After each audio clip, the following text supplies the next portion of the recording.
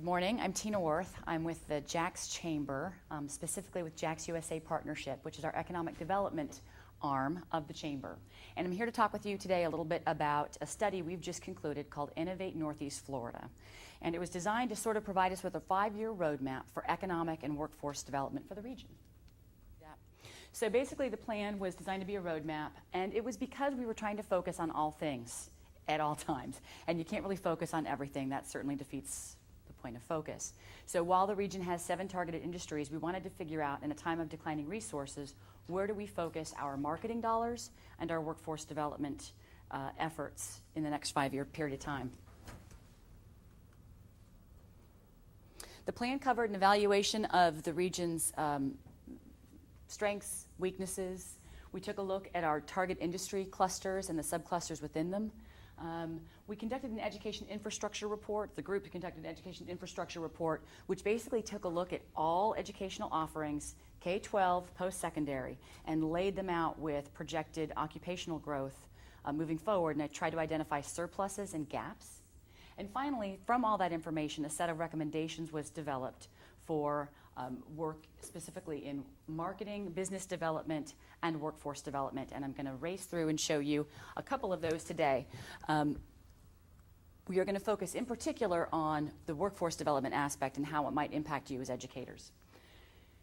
The experts we brought in, this study was funded by the Economic Development Administration and in part with WorkSource, our local workforce development board. And we were able to bring in a pretty high-powered team of consultants. Avalanche Consulting was the lead group based out of Austin, Texas. They've got quite a bit of experience in doing this. In fact, right now they're engaging in a planning process for the entire state of Florida. So there was a lot of synergy there. The company that they brought in to focus on workforce development in particular was called CALE, which is the Center for Adult and Experiential Learning.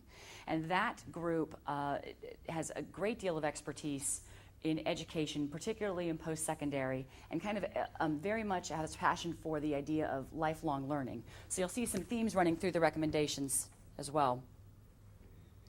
It was a really extensive study. For about 9 months, we surveyed 2,500 people. It says 50 plus meetings, but honestly, between focus groups, meetings, and all that stuff, it was 100 plus. Virtually everybody in this room participated in at least one, probably more than one, and it was basically, let's just take an entire inventory of what we've got going on. So the group did that, in particular to make sure we secured input from all of our stakeholders in the region. And here's what we learned. We learned that there's quite a bit of growth in the technology sector, and some of that stuff is actually playing out in the media right now. We were just ranked by Forbes as 6th in the region for IT jobs, IT job growth. So there's a lot of that going for us. We also have a really strong entrepreneurial economy, and it's really diverse. A lot of female entrepreneurs, and just a really good baseline that way. And then our infrastructure is something that we've touted for a long time. We've got a fantastic port. We've got an intermodal transportation system that gives us access to the entire southeastern seaboard within 8 hours. And so those are things that we can be proud of and certainly helps to bolster particular industries that we work with. But we have challenges too. Certainly a shrinking employment base, a lot of communities dealing with that.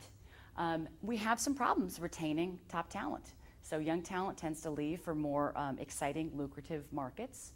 And ultimately, we have a poor self-image. In fact, that was one of the very first things the consultants came away with on their very first visit to us. They said, you all have a self-esteem problem, and you need to fix it. And from that immediate gut thing that they picked up on, they said, let's go ahead and create something. We had a campaign called Jack's Boldest that focused on some of the best things happening in the region. But ultimately, it is a bit of a pastime in our region to be very hard on ourselves. And at times, we may be doing ourselves a disservice because you never know who's on the plane next to you or whatever. But there's a certain civic pride that we tend to, at times, be the first to bash ourselves when, in fact, we've got a lot more to be proud of than we may be properly vocalizing. Okay, so our target industry ecosystems. Consultants identified 3 ecosystems that sort of, just by virtue of the intrinsic things that are in our region, naturally foster growth in these areas. And that's advanced transportation, again, for the infrastructure reason I laid out. Financial services has really grown here, and so the supporting industries within financial services have also grown, and certainly health and life sciences. You know, the Mayo Clinic and St. Vincent's and our huge hospital network certainly makes us a draw for health services as well. So with that ecosystem in mind, with their study of the various targets, they came down to 4 industry subclusters, basically the 4 areas that we're going to focus: aviation and aircraft components, financial services support, healthcare IT, and supply chain management and IT. And I'm going to go into more detail on those momentarily. But this particular slide references the Education Infrastructure Report and what we need to be aware of in terms of future capacity. There is a shortage, in particular in advanced degrees, in computer occupations and engineering occupations and healthcare to some extent.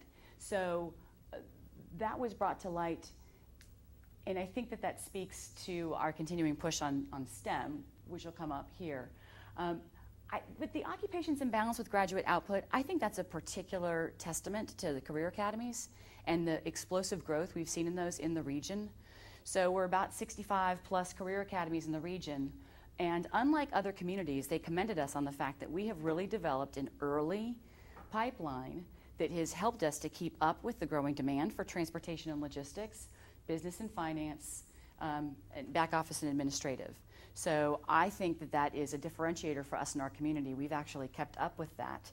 Now it's just a matter of wrapping our arms around getting more kids plugged into the technology sector. So there were over 100 recommendations. So we won't go into all of those, but the talent ones in particular kind of boiled down into about 5 categories. So we need to increase the region's capacity to supply the targeted skills needed. That speaks a little bit to that advanced degree lacking area there. So we want to make sure that our, certainly our post-secondary providers too, have the capacity to produce the workers that our targeted employers need.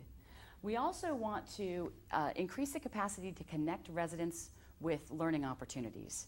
So oftentimes, if you're actually in the world of work, it can be a little bit difficult to figure out what your next steps are in order to advance your income, earning potential, and or career path. And so we're talking about development of some sort of a information hub, portal, some kind of campaign, something that will help people who are not following the traditional path get back onto the path to get their next level of education. And we are going to really take a look at trying to lift up employers' efforts in talent development. So in education, teacher development is critically important, and no one's given up the ghost on that, although you've been all dealing with trying budget times. In the private sector, a lot of employers several years ago, since 2008, really gave up on their talent development programs. Tuition reimbursement programs have stalled, those types of things, and on-site training. We want to, it's time to get those wheels churning again. There's going to be a shortage at one of these years coming up, and in certain occupations there in fact already are. So we want to go ahead and identify those employers that are really embracing the concept of lifelong learning, on-the-job training, and lift up those best practices. We want to work on retaining talent this year, but certainly beginning in the next year and the years following. And finally, we are taking a look at launching a regional Back to College campaign. One of the easiest pieces of low-hanging fruit for any region is to take the several thousands, I don't have a figure, of adults who have some post-secondary completion but no certificate or degree. They're out there. It's just that there's a lot of hurdles for them to overcome in order to get to that point. Heard a really interesting presentation last week. Jim's on the phone. We know that FSCJ is working to lead up some work on a virtual, no wrong door, online learning sort of experiment. And I think that's the direction that CALE, as our advisors, would like to see more in the community embrace.